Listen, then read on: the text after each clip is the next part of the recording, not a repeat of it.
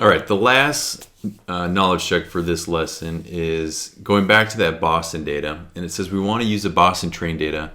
We want to fill in the blanks to train a model with a given recipe. All right, so this recipe should be a model that has CMEDV is a function of all predictors. So we want to use all possible predictive variables.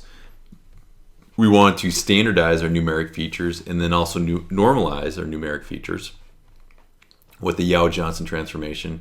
And then we want to build our workflow object and then train that model. All right, so let's go ahead and fill in these blanks to make this happen. The first thing we want to do is create a recipe that is going to model CMEDV. That's our response variable is a function of all predictors.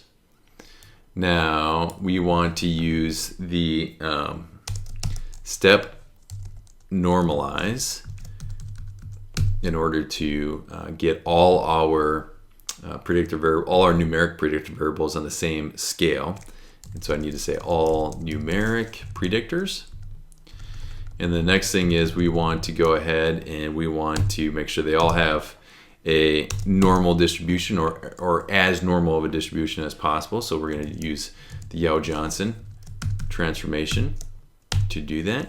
And again, we want to apply that to all numeric predictors. All right, so that's going to create our Boston recipe. So now what we need to do is we need to create our workflow object. So we need to first create the object, and then we're going to add a model. And in this case, we're just going to create a linear regression model. And then we want to add our recipe that we created earlier. It's Boston recipe.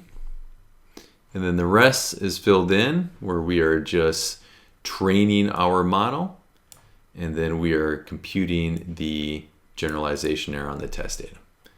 So if we go ahead and run this, we see that everything runs as expected and our generalization error is 4.56.